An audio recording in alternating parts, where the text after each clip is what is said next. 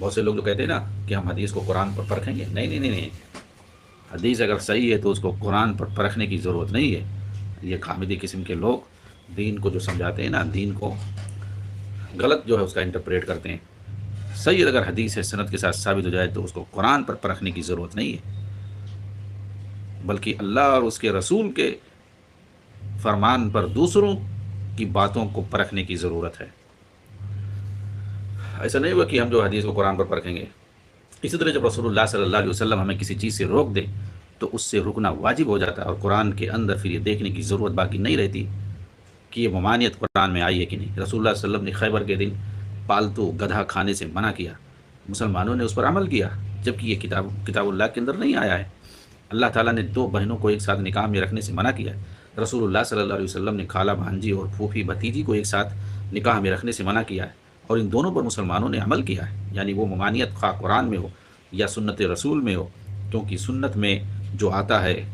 اس کا حکم قرآن جیسا ہوتا ہے، کیونکہ رسول اللہ صلی اللہ علیہ وسلم جو بولتے ہیں وہ وحی الہی ہوتا ہے، اپنی خواہش سے کچھ بھی نہیں بولتے۔ چنانچہ آپ صلی اللہ علیہ وسلم جب کسی چیز سے منع کرتے ہیں یا کسی چیز کا حکم دیتے ہیں تو اس وقت آپ اللہ کی طرف سے تبلیغ دین کر رہے ہوتے ہیں، اس وقت آپ کی اطاعت واجب ہوتی ہے، ساتھ ہی آپ سے محبت، آپ کی تعظیم اور شریعت کی تعظیم بھی واجب ہو جاتی ہے۔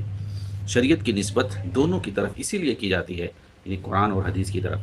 آپ اللہ کی شریعت کہتے ہیں، رسول اللہ کی شریعت بھی کہتے ہیں۔ پہلی نسبت اس لیے ہے کہ اللہ ہی اصل شارع ہے، اور دوسری نسبت اس لیے ہے کہ رسول اللہ صلی اللہ علیہ وسلم اس شریعت کے مبلغ ہیں۔ رسول اللہ صلی اللہ علیہ وسلم سے ہماری محبت جذباتی نہیں ہونی چاہیے کہ جس کی بنیاد پر ہم رسول اللہ صلی اللہ علیہ وسلم کے اندر غلو کرنے لگیں، اور آپ صلی اللہ علیہ وسلم کو وہ مقام اور حقوق دے دیں جو رب العالمین کے لیے خاص ہیں، جس کی بنیاد پر ہم آپ صلی اللہ علیہ وسلم سے استغاثہ کرنے لگیں، ایسی چیزوں کی طلب کرنے لگیں جن پر صرف اللہ ہی قدرت رکھتا ہے، اور آپ کی وفات کے بعد بھی آپ کو مدد کے لیے پکارے ہیں۔ آپ دیکھ سکتے ہیں کہ آپ صلی اللہ علیہ وسلم کی وفات کے بعد صحابہ کرام مدینہ کے اندر رہتے تھے، مگر ان کی حالت بالکل بدل گئی۔ رسول اللہ صلی اللہ علیہ وسلم کے ساتھ اب وہ معاملہ نہیں رہا جو آپ کی زندگی میں تھا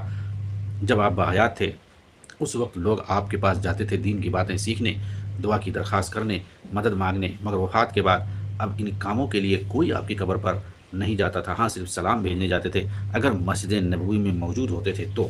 جبکہ آپ کا جسم مبارک قبر میں اسی طرح محفوظ ہے جس طرح آپ دفن کے وقت تھے۔ اس لیے کہ اللہ تعالیٰ نے زمین کے لیے انبیاء کے جسموں کو کھانا حرام کر دیا۔ تو یہ نبی صلی اللہ علیہ وسلم سے محبت کیسے کی جائے اور اس کا مقام کیا ہے اسلام کے اندر،